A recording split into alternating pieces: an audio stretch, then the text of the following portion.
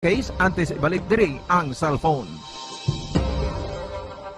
Ang pagbinuligay sa tiunsang pandemya, tuman ka-importante. Apang, antes kita makabulig sa iban, unahon naton anay atipan ng aton tagsa kakaugalingon. You cannot take care of others if you do not take care of yourself.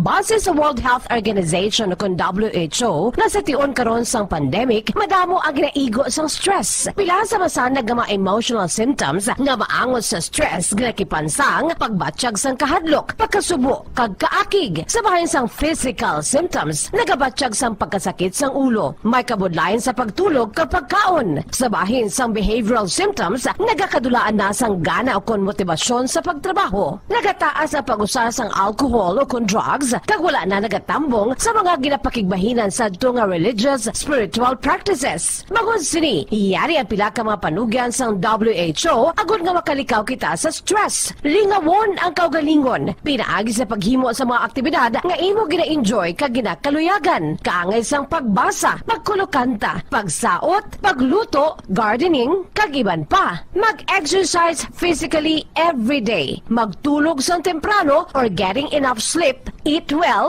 kag ang pinakaimportante sa tanan, magpangamuyo. Mga kabombo, yari si Monsignor Felix Pasquin sang Our Lady of Candles Parish Capitol Heights sa iya imbitasyon sa pag-upod sa Santos nga Misa live sa Bombo Radyo. Sa aton mga kabombo, tungod sang pandemic COVID-19, ang aton nga mga tumuluo, labi na gid ang mga senior citizens kag ang mga kabataan nga alangon pa, pangabay nga hindi mag-intra sa pagtinipon-tipon. Kag isa na dira amo ang pagkadto naton sa simbahan sa pagsimba. Apang kamo makasimba gihapon, makapasalamat ka makadayaw sa Dios, kag makapangamuyo. Pinaagi sa aton Santos nga Misa online sa Bombo Radyo Bacolod.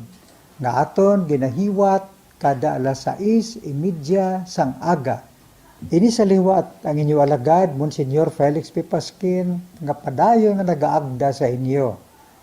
Sa pag-upod sa aton Santos nga Misa, sa online sang Bombo Radio, kada Domingo alas 6:30 sing aga. Madamo gid nga salamat.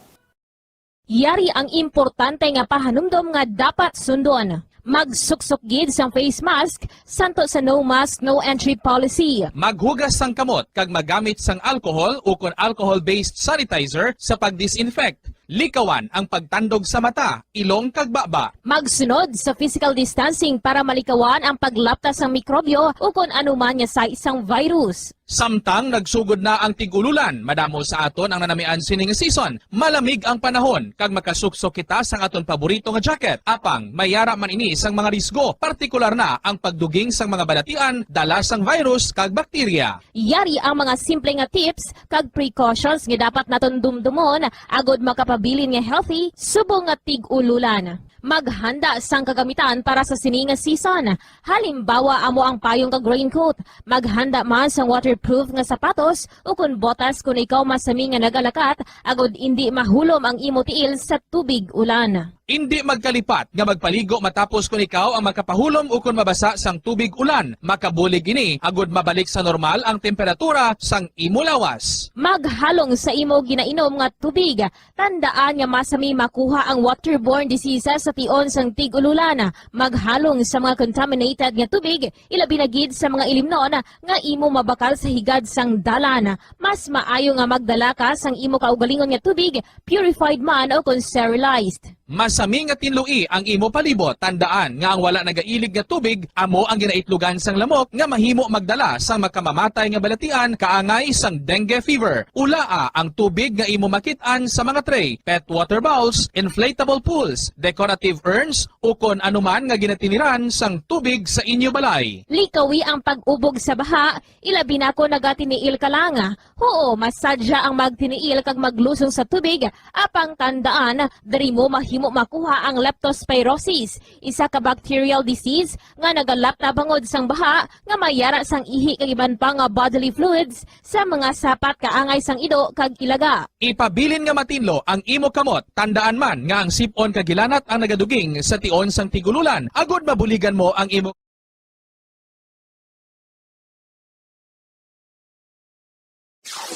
Limang dekada nang nagtataguyod ng katotohanan. Limang dekada nang nagtatanggol sa mga mamamayan. Patuloy na nagsasaliksik at mabilis maghatid ng mga balitang siksik at malaman. Patuloy na nangunguna sa mga issue, drama, promo at serbisyo publiko. Ito ang Bombo Radyo Bacolod, ang pambansang radyo ng Pilipinas. Fast Paradyo Bombo! Philippine Standard Time, 10 minutos na nakalipas sa takna ng alas 5 sa hapon. Bombo Radyo Bacolod.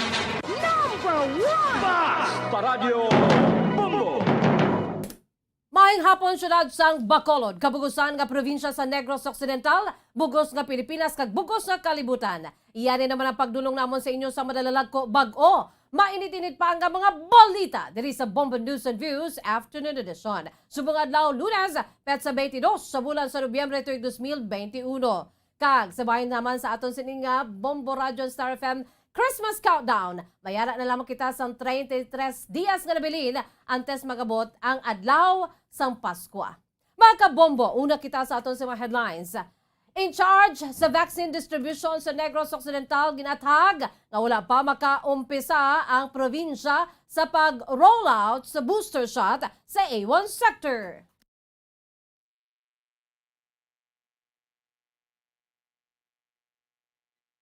Samtang PDEA 6 nagpasalig nga magapadayon sa pagpakigbato sa ilegal nga druga, mangin anuman ang resulta sa investigasyon sang ICC sa war on drugs. Bangkay ni Police Staff Sergeant Benji. Mga sakada sa La Carlota City nagahulat pa sa schedule sa pagsapos sang dole agod nga makaagom sa resulta ang ila reklamo nga pagmaltrato sa ila. Philippine Standard Time, 11 minutos na nakalipas sa takna alas 5 sa hapon mga kabombo. Amoy ato ang aton sining mga headlines. Kagkaroon, dito na kita sa mga detalye na sa aton nagapanguna nga mga balita. Sa gyapon na po sa inyo sining mga tagbalita. Bombo, Zaldy, Forro, the second. Kag Bombo Jazz, Dejesus, Madrigal. Sa aton nagapanguna nga balita, ginatag sa in charge sa vaccine distribution sa Negros Occidental nga wala pa makaumpisa ang probinsya sa pag-roll out sa booster shot para sa A1 sector o kung mga frontline healthcare workers. Sunod sa kay Dr. Claudelia Josefa Pabilio, wala pa ang probinsya makatublok sa booster shot. Bangod nga prioridad, gihapon ang mga wala pa mabakunahan batok sa COVID-19. Patag sang doktor, nagapangayo pa ang probinsya sa dugang vaccine supply nga magamit para sa third dose. Patag sini nga may madamo nga supply sang COVID-19 vaccine sa cold room sa Provincial Health Office. Apang ginatala nila ang mga ini sa palabuton nga 3-day National Vaccination Program sa Nobyembre 29 tubtob Disyembre 1. Matapos ang 3 kadlaw nga dulungan o kung dululungan nga pagpabakuna sa bilog nga kalibutan o kung sabayan sang bugos nga Pilipinas, amo naman mag-roll out ang Negros Occidental para sa booster shot sa mga medical frontliners. Aminado naman ini nga may mga doktor kag medical technicians na nga una nga natublukan sa booster shot sa probinsya. Apang patag ni Dr. Pabilio nga inibangod kun kaisa may mga vials ng COVID-19 vaccine nga kulang sa magagamit gani ginatublok na lamang sa mga high risk sa COVID-19 infection, kaangay sa mga naga-attender mismo sa mga COVID-19 patients o kung mga medical technologies nga naga-examine sa specimen samples. Sunod sa doktor, may mga vials nga nagaunod sa madamo nga vaccine doses, gani hindi ini mahimo nga buksan kung hindi nagakaigo ang numero sa mga negrense nga paba o kung pagabakunahan, gani agod nga ma-comply ang numero, ginatublok nila ini bilang third dose sa mga medical frontliners. Patag pa ni Dr. Pabilio nga hindi pa mahimo ang pagbakuna sa booster shot sa tanan nga healthcare workers. Sunod diri may mando gikan sa Department of Health nga prioridad ang unvaccinated.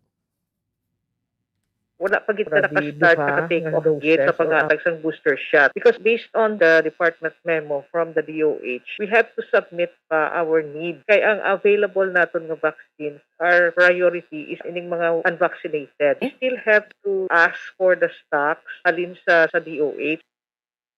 Ang kabay sa pagpayag ni Dr. Claudelia Josefa Pabilio in charge sa vaccine distribution sa bayan sa Negros Occidental. Dugang pasang doktor nga target sa maabot nga 3-day National Vaccination Program ang target sa probinsya nga malabot ang 70% sa bayan sa total population sa Negros Occidental. Sa 3 kadlaw nga dulungan nga pagbakuna, 516,806 pa ang dapat nga bakunahan agud nga malabot ang 70%. Pasalig naman sa doktor nga nagapadayon ang vaccination drive sa mga local government units sa probinsya bisan sa adlaw sa Domingo. Gani maganubo pa ang mangin target antes ang Nobyembre 29 tubtob Desyembre 1. Ang kapilugan actually nga target for the 3 days naton is 516,806. That's for the 3 days. Ang target is ma-reach naton at least ang 70% sa aton total population. Pero ang aton mga banwa sa subong, gasigi sila sa vaccination. Ang kabay sa pagpayag ni Dr. Claudelia Josefa Pabilio in charge sa vaccine distribution diri sa probinsya sa Negros Occidental.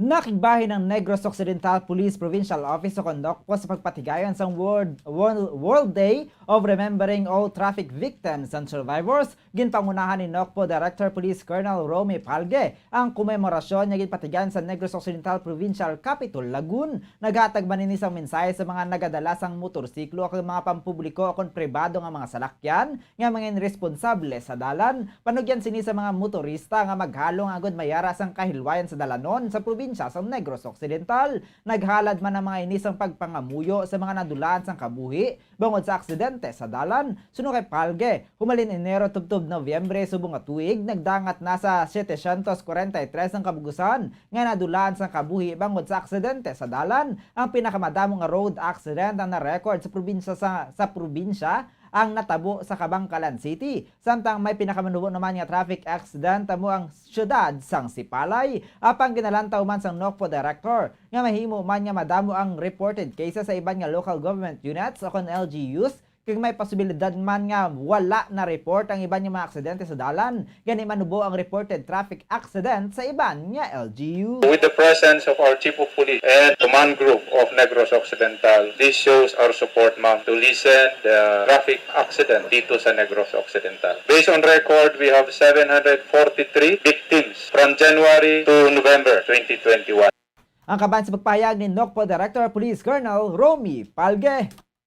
Samtang apisan nga hindi direkta nga apektado ang Philippine Drug Enforcement Agency kun PDEA sa investigasyon sa International Criminal Court o kun ICC sa mga kabayan sa war on drugs ng Duterte administration, nagpasalig ang PDEA Region 6 nga magapadayon lamang ang ahensya sa pagtuman sang obligasyon sa pagpakigbato sa ilegal nga druga bisan anuman ang may resulta sang investigasyon. Nagapati si PDEA Region 6 Director Alex Tablate nga ang temporaryo nga pagpauntat sa investigasyon sang ICC sa war on drugs ang santo man sa procedure kag may yara man ang mga inisang basehan. Sunod sa Regional Director, hindi direkta nga maapektuhan ang operasyon sa PDEA, gani nga mapadayon sa maini ang ilang ground operations kaangay sang barangay drug clearing activities kag anti-drug operations. Nagapati naman si Tablate nga may ginahimo man nga tikang ang Philippine government. Asunod sa Regional Director, mahimo nga may depensa man si Presidente Rodrigo Duterte sa tion nga magpadayon ang investigasyon. Apan sunod sa kay Tablate, magapadayon lamang ang PDEA, subong man ang Philippine National Police santo sa ila sini nga mandato. Ginalantaw sini nga ang jurisdiction sa investigasyon ang hindi mismo sa ground. Apisar nga wala ini sa detalyadong ehibalo sa legalidad, apan nagapati ini nga may yara sa nagakaigong ang proseso sa investigasyon. Panindugan naman sa Regional Director nga wala sang pagbailar sa layi ang PDEA Region 6, gani nga pagabantayan na lamang sa mga ini ang development sang kaso. Sunod sa kay Tablate nga iga-award na sa mga PDEA Regional Offices o kung sabahin sang mga opisina ang International Organization for Standardization o kung ISO sa Disyembre. Wala naman inisang ginhatag nga komento na tuwi sa aligasyon ni Presidente Duterte nga may presidential aspirant nga nagagamit sang cocaine. Apang pasalig sini nga mag-iimbestigar sila kung may mabaton nga report. Ginlubong na kainas ang agang bangkay sang traffic investigator sa Bacolod Police Station 6 nga si Police Staff Sergeant Benje Heron nga naluthangan sa Nobyembre 14 sa balaligyan sang Hollow Blocks sa Dejesus Heights Subdivision Barangay Estefania, Bacolod City. Madumduman niya ang pulis ang naluthang sang trabahante nga sa baligyaan sang Hollow Blocks sang iya man niya pakaisa matapos ang ini nga nagbaisay nga nagdangat sa pagpukutay sang armas luthang. Naglupok ang service firearms sang pulis nga nag-igo sa iyang atyan nga gintunaan sang kamatayon sini. Ang suspitsado nga si Rigi Buatag, 27 anyos ang napasakaan naman sang kaso nga homicide. Si Heron ang ginlubong kaina sa Rolling Hills Cemetery. Ang asawa ni Heron ang nahibluan nga jail officer 2 naman sa Victoria's Bureau of Jail Management and Penology o kan BJMP. Ginpasiguro naman sa mga kapulisan ang pagtsekyar sa minimum health protocol sa paglubong sunod sa amay sang pulis. Mabuot ang bata sini kag madamo sang ginabuligan. Kinpakigbahin sini nga tuman ang iyang pagpalangga sa iyang kinagot gikan sa 3 ka mga kabataan. Tuman ang kasubo sini sa kamatayon sang iya nga bata. Kay bata, hindi pa lang ka. Mabuot mga pulis, kag damo o binuligan. Di damo mga pulis mga palangga. Masya kay Mayo, kaya hindi mandalok. Kinakot ko na siya. Kinakot. Ang kabahin sang pagpahayag ni Julian Heron, amay ni Police Staff Sergeant Benje Heron.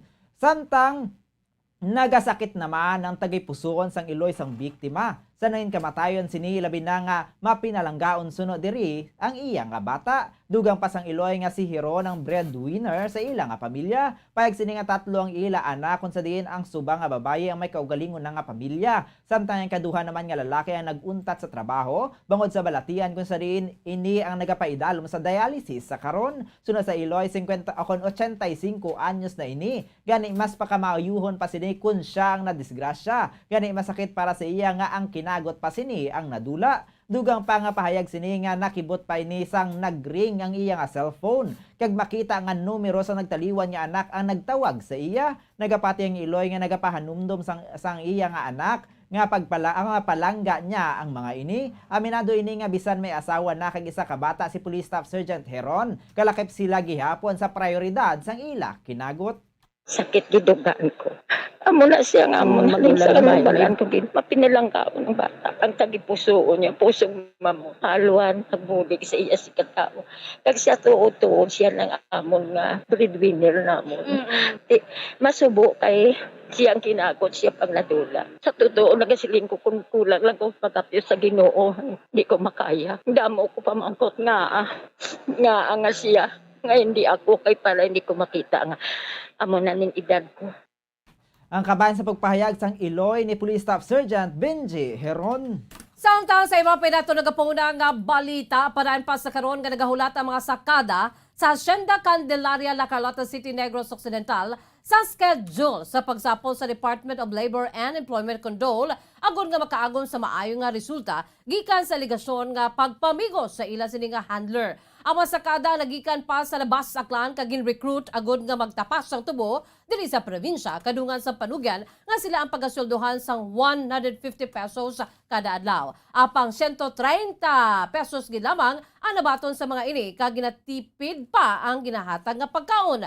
3 naman ang madilgon nga nagakapalagyo sa mga sakada sa piyak sang hugot nga pagbantay sa ila kag sa pagpamahog nga gilo naman nga dangop sa Bombo Radyo Bacolod. Sa pagpakig-angot naman sa Bombo Radyo sa Kabong ginkilala kay alias Michael, nagahulat na lamang sila sang schedule nga makasapol sa provincial office sa bayan sang Dole, Negros Occidental agon nga matagan sang kahusayan ang ila sini nga problema. Tubtob sa karon sunod sa kay Michael wala pa nakaatubang sa ilang handler aging kilala kanday Wilma Alpas kag Giovanni Alpas nga mo naman ang nag-recruit sa ila. Suno sa Cabo, magluwas sa 3 nga nakapalagyo nga sa karon nagapanago bangon sa kangawa ngayala sa peligro. Ang ila sini nga kabuhi, wala naman sa nakagwa pa sa asyenda sa manabilin nga mga sakada. Wala naman sa nag-improbar ang pagtratar sa mga ini kagaangay nga ginapigos sila gihapon. Ginambalan man ang mga sakada nga kun nga akaron lang ang mga ini nagdangop nga madugay na sa contractor. Patag sang Cabo nga sang Sabado sa nagtawag sa ila ang Department of Labor and Employment kag nagpahayag nga hulaton lang sa mga ini nga ipatuwag sila sa provincial office sang Dole, Negros Occidental. Nakig-angot naman ang alkalde sa Labas Saklan kag nagpasalig man sang bulig agod nga mapapauli ang mga tapasero. Naibaloan nga natugyan na o kung nagtugyan ang dole nga ang 3 na lamang ang mag-atubang apang ginpanugyanan man sila sa alkalde nga dapat tanan sa mga ini ang makagwa sa asyenda kag hindi nga 3 gid lamang. Ginathag sang Public Information Officer sa Department of Labor and Employment o Condole Region 6 nga may lapses gid man ang kontraktor sa mga sakada nga ginaligar gin pangpigo sa Hacienda Candelaria, La Carlota City, Negros Occidental kun basehan ang proseso na hanungod sa migratory sugarcane workers suno kay John Mandario. Ang authorized personnel sang planters ang dapat nga magproseso sang job orders request kag isumeter sa receiving field office sang dole. Diri naman nakabutang ang tinutuyo sang planters nga magbatong sang sakada kung sa diin ang job order request ang magahingyo sang immediate employment sa mga tapasero sang tubo matapos mabaton sang field office sang dole ang request. Magapatigayon man ang mga inisang inspection sa lugar nga trabahuan kasubong man sa pagaistaran sa mga sakada. Kalakip na diri ang common utilities kangay sang kuryente kag tubig kag pagchekyar sa mga common services kangay sang lutuan, labahan kag paliguan kasubong man ang mga garbage disposal system. Bangod sa COVID-19, gindugangan pa ini suno kay Mandario sang pagsunod sa Interagency Task Force sa TIA protocols kaya nga isang social distancing kag pag-swab test sa mga tapasero. Requirement man sa mga ilistaran sang sakada nga ini ang hilway kag may first aid equipment. Sa tion nga ma-comply sang planter ang requirement, ang field office ang mag-issue sang Certificate of Job Availability nga may validity nga 1 crop year. Kasunod sini mag-issue na sang Certificate of Authority to Hire ang dole sa kung pila ang ginahingyo nga numero sang trabahante kag Certificate of Adequate Temporary Dwelling Facility nga nagapakita nga nasunod sang planter ang maayo nga akomodasyon sa pagaistaran sang mga sakada. Matapos sini magapatigayon naman sang orientation ng field office ang dole sa mga sakada nga igapadala sa naga-request nga planter. Paghahatagan naman ini gilayon sang Authority to Transport Sugar Migratory Workers dugang pa sang Public Information Officer nga sa pagdangat sa mga asakada sa tabok sang probinsya, dapat naman nga makigangot ang receiving field office ang dole sa ginhalinan nga field office. Iniagod nga mapabilin nga ma-monitor sa mga ini ang progreso kag sitwasyon sa mga trabahante. Patag ni Mandario nga nakita Manila nga madamo sa mga lapses ang nag-recruit sa mga sakada sa Hacienda Candelaria. Bisan ang dole sunod diri ang wala sang ihibalo kung pila ka mga sakada ang ginhire kag wala man na ulikid kun nya kuntani responsibilidad sang kontraktor. Samtang mga kabombo liton kita sa aton sini nga good news. Tuman ang pagka-excite sang nagabutan bilang first prize winner sa Grand Draw sa Enhanced Swerte sa Palengke Promo 2021. Matapos sininibaluan nga siya ang tagdaog. Sunod sa kay Maria Rona Sambitan sa Purok Tangkong, Barangay 7 na Bacolod City. Temprano pa ini nga nagbugtaw kag pinakauna ini nga nag-abot sa Studio B sang Bombo Radio Bacolod bangon sa tuman nga pagka-excite nga mabato na ang iya sini nga nadagaan nga 20,000 pesos nga premyo. Tuman ang pagpasalamat sini sa Bombo Radio nga Star FM kasubong man sa mga sponsors sang promo nga pisar tuman kadamo sa nagpadala sang entry siya gid ang mapalaron nga napilian ka nagabutan. Sunod sa kay Sambitan pagagamiton sa cash kadadaan para sa iya sini nga kabataan kasubong man nga igabakal ang iban sa dugang pa nga mga sponsored products nga mahimo mapasakop naman sa promo o kung sa karon nga promo. Sunod sa tagdaog dapat tanan ang o kung apat tanan ka makabataan sini kung sa din duha ang yara na sa kolehiyo kag duha ang sabayan sa elementarya. Ini ang nagabaligya naman sa mga religious articles sa Plaza Mart Bacolod. Ginapasalamatan man sini ang Ginoo nga ginhatag sa iyang swerte kagamo ang nakadaog sang first prize sa Enhanced Swerte sa Palengke Promo 2021 Grand Draw. Excited aga pa nagbugtaw. Una-una gid sa studio. Pasalamat gid ko sa Bombo Radio kag sa Star FM. Kag sa sponsor sa promo sang Enhanced Swerte sa Palengke 2021. Kay ako ang maswerte nga nagabutan sa kadamo-damo. Ako gid ang napilian. Madamo gid nga salamat, Lord. Thank you. Sarong una sa akon bata tapos ang sobra ibakal sang promo liwat kay base ako naman liwat ang maswerte sa 1 to panalo. Mark 20. Basta Radio Bombo number 1. Number 1 ang Bombo Radio. Kabay sa pag-award sa first prize winner nga si Maria Rona Sambitan.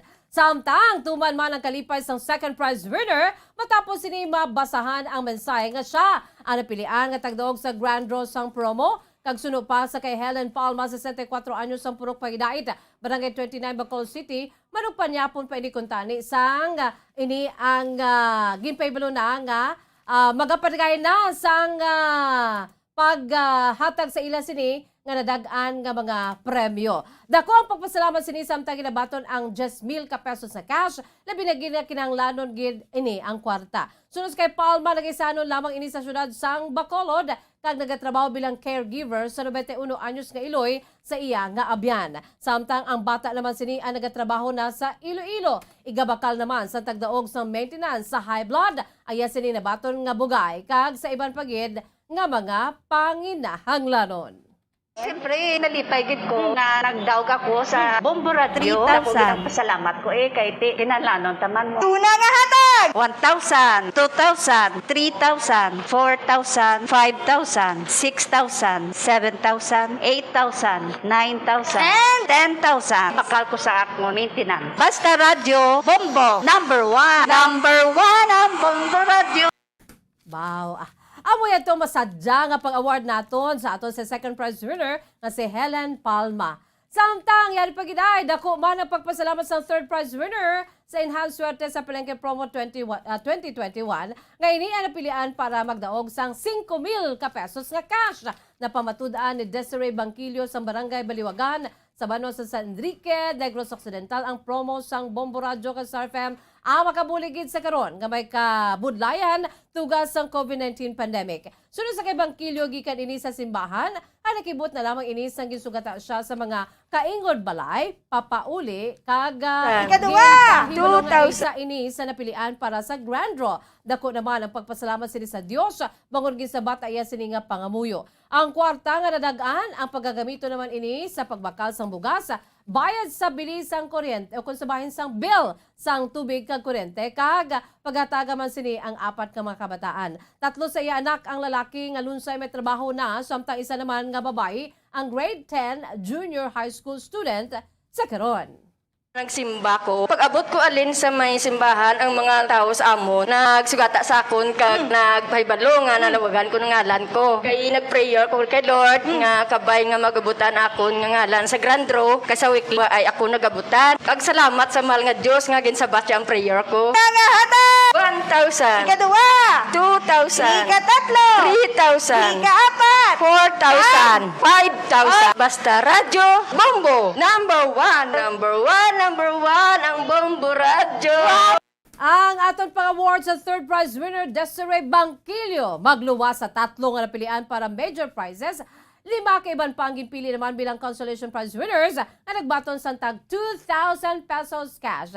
Ini ang lakipan ng Day Agripina Longakit sa Tutong 4, Lunok Street, Barangay Felisa, Noe Pahilagaw, Sang Purok Santol, Barangay Mandalagan, Bacol City, Marvy Moses Sardinico, Sang Para 1, Barangay Talok, Bago City, Maria Army Salvi Aligen, Sang Purok May Gugmaon, Barangay Panukoy, Bacol City, kag Sheila Ansag, Sang Crossing Martesan, Cadiz City. Kag sa ato na katapusan nga balita, dako pang isa ka ginaaligar drug pusher sa drug bypass operation nga ginpatigayon sa Purok Paghidait, Barangay 29, Bacolod City. Ang suspetsado ang kilala kay Joseph Durable, 28 anyos, residente sa Barangay 28, Bacolod City. Ini ang nakuhaan sang 5 ka sachets ng suspected shabu. Sa karon si Durable ang nakahunong na sa Bacolod Police Station 1 para sa nagkakaigo nga disposisyon. Philippine Standard Time, 33 minutos na nakalipas sa takna alas 5 sa hapon mga kabombo. Kag amoy to mga kaundan. Sa ato nagapanguna, mainit-init pa ang mga balita dito sa Bombo News and Views Afternoon Edition. Antes kita magtakop, aton anay panubalikan. Aton sa mga headlines, in charge sa vaccine distribution sa Negros Occidental, ginatag nga wala pa makaumpisa ang probinsya sa pag-rollout sa booster shot sa A1 sector. Nok po nakigbahin sa World Day of Remembering All Traffic Victims and Survivors sa Provincial Capital, Lagun. Samtang PDEA 6 nagpasalig nga magapadayon sa pagpakigbato sa illegal nga druga manginanuman na resulta sa investigasyon sang ICC sa bahin sang War on Drugs. Bangkay ni Police Staff Sergeant Benji Heron nga ginlutang sa Nobyembre 14, ginlubong na. Mga sakada sa La Carlota City nagahulat pa sa schedule sa pagsapo sang dole agon nga makaagom sa resulta ang ila reklamo nga pagmaltrato sa ila. Amoy ito makabombo ang aton si pagdulong sa inyo sa madalag ko bag-o mainit-init pa nga mga balita diri sa Bombo News and Views Afternoon Edition. Subong adlaw Lunes, petsa 22 sa bulan sang Nobyembre 2021. Sabayin sa aton sine Christmas countdown, we have 33 days to go before Christmas. By the way, standby na kamo sa masunod nga programang Bombo Reports Afternoon Edition po naman sa kay Bombo Dennis Rubica. Kag sa gyapon, ini ang inyong mga tagbalita. Bombo, Zaldy, Forro, the second. Kag Bombo Jazz, Dejesus, Madrigal. Para sa pambansang radyo ng Pilipinas, consistent overall, #1 sa Bacolod, Basta Radyo Bombo! Sabay naman sa aton siningan news analysis ipadala sa aton maukunetang palamati, pagkabasahon ni Bombo Daniel Acciones, ini ang may tigulo, sirado ang utok. Sa ano ang sa social media makitaan kag mabasahan, dayon man ini nga patihan, ilabi na ko nini ang makadulot sang kalaglagan sa tawo nga wala niya ginasuportahan. Dili nagapakita nga ang maturity wala pa nalabot, sa pila ka mga katawhan nga ang ila kabuhi sa Facebook lang nagalibot. Hindi na gusto may baluan ang husto kag matuod, kay sirado na ang utok, human na ang ila pamatod.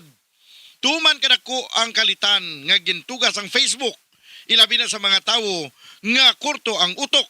Mga patalang madali lang nila nga patihan. Ano pa, gingamit ini sang iban nga politiko bilang kasangkapan. Kon padayon ta na lang nga siraduhon ang aton paminsaron, kag ang mga matutod aton lang paligaron, basi mabugtaw na lang kita sa isa kaaga, lubos na nga nagsarurot sa kapigaduhon ang pungsod ta. Ang ini ang pangunahuna pananawan ng ipadala ni Mark Alejandrino sa Barangay Sumag, Bacolod City. Sa mga tagpalamati isang Bombo Radyo Bacolod, pwede man kamo magpadala sang inyo panghuna-huna kag pananawan sa Bombo News and Views Afternoon Edition. Care of DYWB Bombo Radyo Bacolod, CBS Development Corporation Building, Lacson Street, Mandalagan, Bacolod City. O kung pinaagi man sa email address ang Bombo Radyo Bacolod, bombo_bacolod@bomboradyo.info. Bombo Radyo Bacolod. #1 Basta Radio